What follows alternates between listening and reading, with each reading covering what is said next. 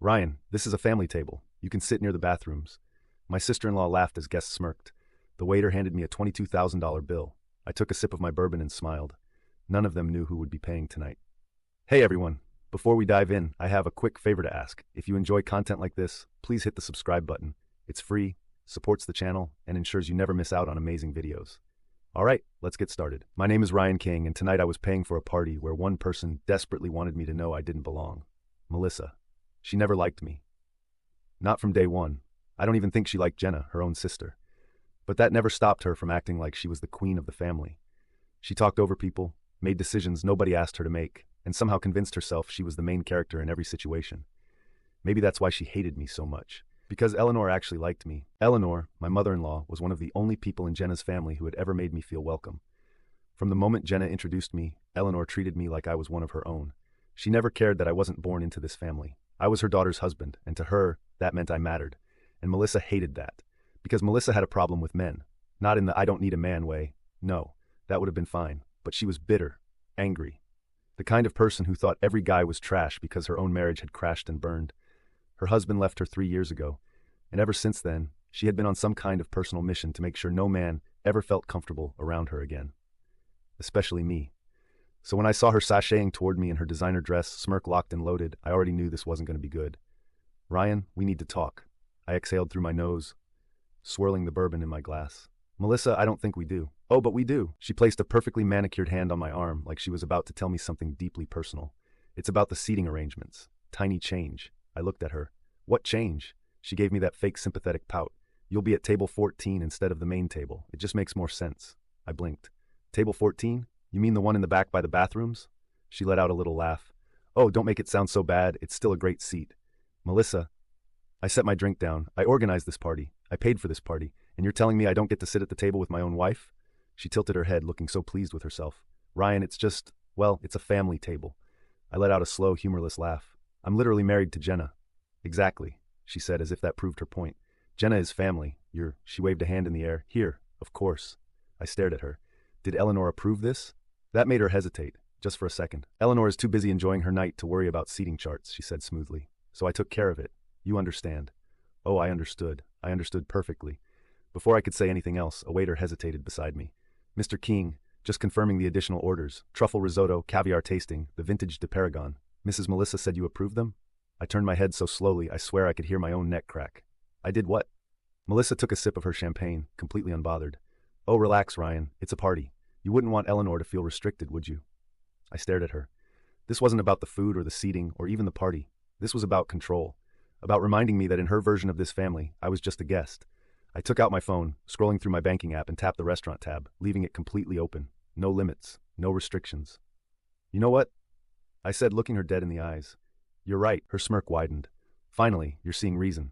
I smiled back. Go crazy, Melissa. I patted her on the shoulder. Really, order whatever you want. She narrowed her eyes. What are you playing at? I finished my drink and set the glass down with a quiet clink. Nothing. And then I walked away. Melissa thought she had won. By the end of the night, she'd be the one paying for it. I walked away from Melissa, feeling her eyes burning into my back. I didn't have to turn around to know that she was fuming, probably already plotting whatever petty little move she thought would put me in my place. Let her. I wasn't playing defense anymore. I headed straight for Jenna, who was laughing with Eleanor near the head table. The second Eleanor spotted me, her face lit up. Ryan, darling, come here.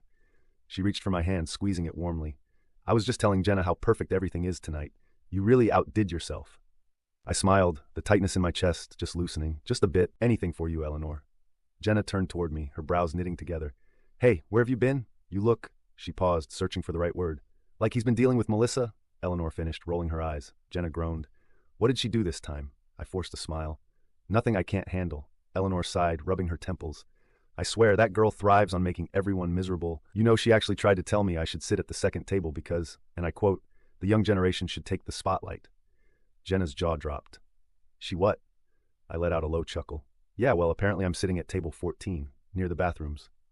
Jenna's expression darkened. Oh no. Don't worry about it, I said. Melissa thinks she's running the show. Let's see how she handles it when the curtain falls. And right on cue, Melissa's voice rang out over the microphone. Ladies and gentlemen, can I have your attention, please? I turned to see her standing near the stage, one hand wrapped around a champagne flute, the other gesturing grandly. The woman had an uncanny ability to command a room, but tonight, She was about to choke on her own spotlight. I just want to take a moment to say how grateful we all are for our wonderful mother, Eleanor, she continued, smiling like she hadn't just spent the last hour treating me like garbage. She's the heart and soul of this family, and we are so blessed to celebrate her tonight. Polite applause followed. I clapped along, watching her like a predator watches its prey. Melissa turned slightly, her smirk widened. And of course, none of this would have been possible without my dear sister Jenna. She motioned toward my wife, completely skipping over me. Jenna worked so hard to make sure this night was perfect. A murmur rippled through the crowd. A few people glanced in my direction. Eleanor sat up straighter. "Melissa," she said, her tone sharp. "Ryan planned and paid for this event." Melissa let out a soft laugh, pretending not to hear. "And of course, we all chipped in a little here and there to make this magical." I smiled to myself. Oh, this was going to be fun. The waiter from earlier stepped onto the stage, carrying a sleek black folder. He tapped Melissa on the shoulder, leaning in to whisper something. She frowned. "What?" The waiter gestured toward me. "The bill, ma'am. Mr. Braith King instructed us to bring it directly to the person who placed the additional orders." Melissa's smile twitched. "Excuse me?" The waiter politely held out the folder. "The total, including the truffle risotto, caviar, and vintage champagne, comes to $22,489. A gasp rippled through the crowd. Someone dropped a fork. Melissa's face went pale. That's impossible." The waiter remained expressionless. "Would you like to put it all on one card or split the payment?" I crossed my arms, tilting my head. "Yeah, Melissa, how would you like to pay?" Her head snapped toward me, her nostrils flaring. "You're unbelievable." I cut in, raising a finger. "Language. Family event, remember?" Eleanor's eyes darted between us. "Ryan, what's going on?" I gave her an easy smile. "Melissa decided to treat herself tonight, ordered all the most expensive dishes and drinks without asking me." I turned back to my sister-in-law, my voice smooth as silk. And since she wanted to act like she's in charge, I figured she'd also want to handle the bill. Melissa's hands were shaking. "I'm not paying that. This is your event." I shrugged. "Well, you did tell me to relax and let the family enjoy themselves, so I did." The waiter cleared his throat. "Ma'am, if you can't pay, we'll have to involve management. And if the bill remains unpaid, we'll need to." Before he could finish, a deep voice interrupted. "What is going on here?" Everyone turned. Standing near the entrance, looking furious, was Melissa's ex-husband, David. Melissa's entire body went rigid. "What are you doing here?" David strode toward the stage, his eyes locking onto her like a sniper. "My friend owns this venue. He called me when a certain someone started running up a massive tab with no visible way to pay." The room fell into a stunned silence. Melissa's hands curled into fists. "I don't have time for this." David let out a sharp laugh. "No, you never had time for anything but yourself." He turned to Eleanor. "I'm sorry to interrupt, but I think everyone here deserves to know exactly what kind of person Melissa is." Melissa's jaw clenched. "Don't you dare." David ignored her. "Melissa has spent years living off other people's money. Mine, our parents, anyone who'd let her.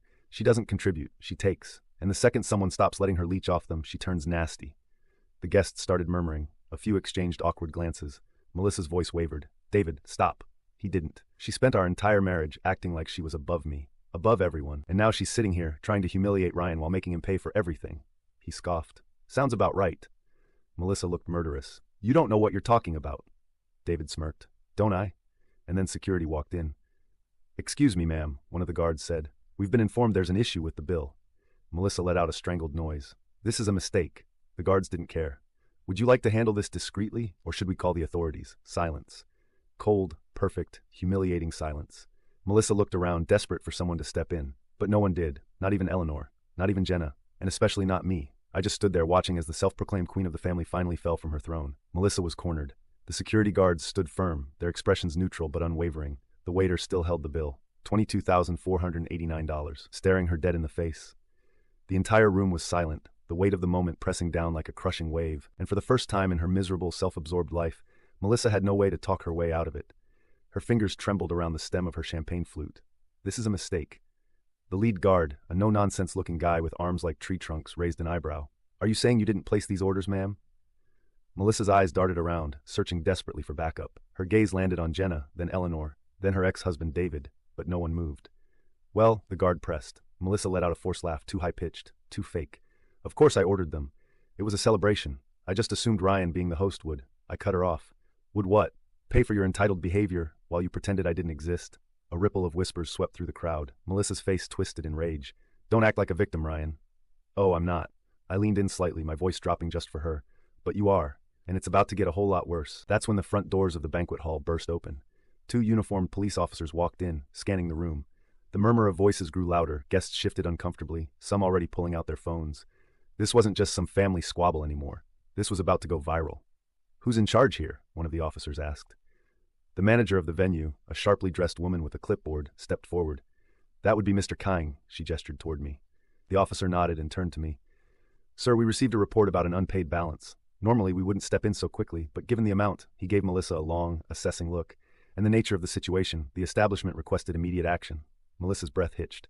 You called the police?" I shrugged. "I didn't. But apparently when someone racks up a bill this high and refuses to pay, the venue has policies." David crossed his arms, smirking. "Wow, Melissa, you really outed yourself this time." She spun toward him, eyes blazing. "Enough, David. You have no right to be here."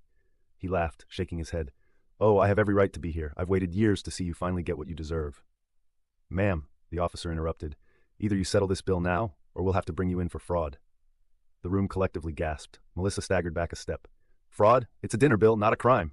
The officer pulled out his notepad. "Ordering high-end items under someone else's name without their consent? That's called defrauding an establishment." Melissa turned to Eleanor, panic creeping into her voice. "Mom, you're really going to let them do this to me?" Eleanor exhaled slowly, adjusting the bracelet on her wrist. "Melissa, you did this to yourself." The words hit like a slap. Melissa's entire body tensed. "I am your daughter." Eleanor's expression didn't change. "And Ryan is my son-in-law. Yet you treated him like a servant while draining his money." She shook her head. "I've spent too many years excusing your behavior, Melissa, but this," she gestured around the room, "this is the last straw." Melissa's mouth opened and closed, but no words came out. Then the worst thing possible happened to her. Jenna, her own sister, spoke next. "I think you should go, Melissa." Melissa let out a choked laugh. "Are you serious? You're siding with him over me?" Jenna's jaw tightened. "He's my husband, and more importantly, he's a better person than you've ever been." And just like that, Melissa's entire world cracked. I could see it in her eyes, the realization that she had pushed too far, that she had finally burned the one bridge she thought would always be there. She turned back to me, her voice barely a whisper. "You set me up." I smiled. "No, Melissa, you did." The officer took a step closer. "Ma'am, final chance. Are you paying this bill or are we escorting you out?" Melissa's lip trembled. For the first time, she had no clever response, no smug comeback, just raw, humiliated silence. And then she did the only thing left to do. She turned and ran. Her heels clicked against the marble floors as she bolted toward the exit, shoving past stunned guests. A few people actually laughed. Someone took a picture. David just shook his head. The officers exchanged looks. "Do we chase her?" The manager sighed. "No need. We have all her information on file." I let out a slow breath, finally allowing myself to relax. The storm had passed. Melissa was gone. And for the first time in years, I finally felt like I belonged. Melissa was gone, but the wreckage she left behind was still settling. The guests were still murmuring, the tension in the air thick like smoke after an explosion. A few people had their phones out, whispering, no doubt already texting about what had just happened. The once elegant banquet hall, the perfect celebration I had planned, was now tainted with scandal. And honestly, I didn't feel bad. Jenna stepped up beside me, rubbing her temples. "Well, that was a disaster." Eleanor let out a tired sigh. "No, darling, that was long overdue." I turned to my mother-in-law, my chest still tight with everything that had happened. "Eleanor, she held up a hand. "Don't you dare apologize." I blinked. You did nothing wrong," she said it firmly, her voice carrying across the stunned crowd. "Melissa did this to herself, and quite frankly, I'm tired of cleaning up her messes." I glanced at Jenna, expecting her to look upset or conflicted, but instead she just looked relieved. She grabbed my hand, squeezing it. "Ryan, I'm so sorry." I frowned. "For what?" she exhaled. "For not standing up to her sooner, for letting her get away with treating you like garbage for years. I should have done something a long time ago." I shook my head. "Jenna, it's not on you. Melissa's a grown woman. This was always going to happen." Eleanor crossed her arms, nodding in agreement. "She needed this wake-up call, and honestly," she let out a short laugh, "I doubt she'll actually wake up. She'll just find someone else to blame." David scoffed. "You can bet on that." I turned to him, still processing the fact that he had shown up out of nowhere to expose Melissa in front of everyone. "Why did you come anyway?" David shrugged. "Like I said, my buddy owns this place. When he told me some woman was racking up a massive bill under someone else's name, I knew it had to be her." Jenna rubbed her face. "Jesus, it's like she's allergic to taking responsibility." "She always has been," Eleanor said flatly. And for the first time I saw something I'd never seen before, real exhaustion in Eleanor's eyes. Not the kind that comes from a long night, but the kind that builds up over years, decades. Melissa had drained her too. She just never wanted to admit it. The next morning the fallout officially began. It started with the phone calls. First, Melissa tried calling Eleanor 7 times. Then she tried Jenna. Then she even tried me. No one answered. Then came the texts. From Melissa, "You've ruined my life." From Melissa again, "You think you're so smart. You just turned the whole family against me." From Melissa 2 hours later, "I hope you're happy." I was, but it got worse. By noon, social media was already eating her alive. Someone had recorded the entire scene at the banquet, the moment the police showed up, the bill being presented, the way Melissa turned tail and ran like a guilty criminal. By the afternoon, it was everywhere. Facebook, Instagram, even TikTok. Rich lady tries to dine and dash at her own mother's birthday party. Woman humiliated after getting caught in $22,000 restaurant scam. When you think you're the main character but karma has other plans. It was brutal, and I loved it. By the time dinner rolled around, the final nail in Melissa's coffin dropped. David texted Jenna. She got fired. I actually laughed out loud. Wait, what? Jenna stared at her phone in shock. David says someone at her company saw the video. They called her in this morning and basically told her she was a PR nightmare. Eleanor just sipped her tea. Good. And that's when I realized Melissa was done. Not just embarrassed, not just humiliated. Her whole life was unraveling. No job, no support, and for the first time, no family left to bail her out, and she had no one to blame but herself. Melissa had always believed she was untouchable, that no matter how badly she behaved, someone, our in-laws, her colleagues, her mother, would always be there to pick up the pieces. But now she was completely alone. No job, no husband, no support, and most importantly, no control. And that's when she did the one thing I actually expected. She showed up at my house. The doorbell rang at exactly 7:42 p.m. I already knew it was her before I even checked the camera feed. Jenna stood beside me, arms crossed. Are we seriously doing this? I smirked. Might as well. Let's see how desperate she really is. I opened the door, and there she was. Melissa, looking nothing like her usual polished, perfectly put-together self. Her hair was unbrushed, her makeup smudged, and her eyes were red like she'd been crying for hours. She didn't wait for an invitation. She shoved past me, storming into the living room like she still owned every room she walked into. What did you do to me? She spat, her voice shaking. I shut the door slowly, leaning against it. I don't know, Melissa. What did you do to yourself? She whirled around, eyes blazing. You humiliated me. You set me up like some criminal. Jenna let out a cold laugh. Melissa, you scammed a restaurant out of $22,000, and you thought that would just go away? Melissa turned to her sister, looking betrayed. Oh, don't act like you're innocent in this. You turned on me too. Jenna's expression hardened. No, I just finally saw you for who you really are. Melissa scoffed, but there was a tremble in her hands. You think this is funny, don't you? Watching me lose everything? I tilted my head. You mean the job you got by pretending to be someone you're not? The respect you never actually earned? The family you treated like servants? She swallowed hard, looking away. I made a mistake, okay? You don't have to keep rubbing it in. I stepped closer, lowering my voice. Melissa, you spent years making me feel like I wasn't part of this family. You humiliated me every chance you got. And now that you're the one being humiliated, you want mercy? Her lip trembled. I need time to fix this. Jenna spoke first. Fix what, Melissa? Your reputation, your job, or the fact that no one trusts you anymore? Melissa flinched. For the first time ever, she had no comeback, no snide remark, no clever insult. Just silence. And then finally, the truth slipped out. I don't know who I am without this family. Jenna exhaled sharply, shaking her head. Melissa, that's the problem. You spent your whole life treating people like chess pieces instead of actual family. Melissa clenched her jaw. So that's it? I make one mistake and you just throw me away? I gave her a look. This wasn't one mistake. This was years of you treating everyone like garbage. She let out a choked breath. I just thought, no matter what happened, I'd still have my family. Jenna's voice was soft but firm. You did, and you lost us. Melissa's shoulders sank. For the first time, she looked small, like she finally understood she had pushed too far. She took a shaky breath, looking at Jenna. What do I do now? Jenna's face was unreadable. Then she glanced at me. That's not our problem anymore. Melissa's breath hitched. She stared at her sister, at me. Then, without another word, she turned and walked out the door. And just like that, Melissa was gone.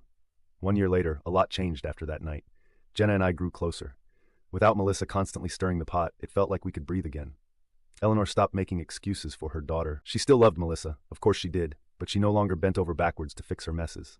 As for Melissa, she tried to rebuild. She got a new job, but it wasn't glamorous. No power, no control, just work. She never reached out. Not to me, not to Jenna, not even to Eleanor. And honestly, that was fine. Because if there's one thing I learned through all of this, it's that family isn't about blood. It's about who actually respects you. And Melissa, she was never my family. She just thought she was the main character in a story that didn't belong to her.